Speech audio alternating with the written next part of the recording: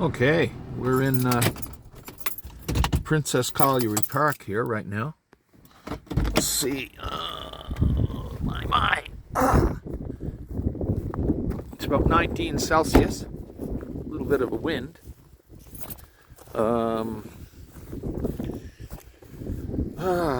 Swivel Point and Lockman's Beach is over that way, and over this way is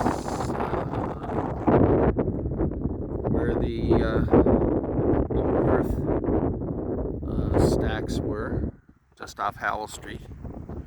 Anyway, a lot of ATVs down this way. A lot of weeds, but a pretty good, nice place to come on a nice day, or even not so nice a day. And there's Pitt Street ball field right there. Anyway, I'm just going to try to see if I can upload this thing to YouTube.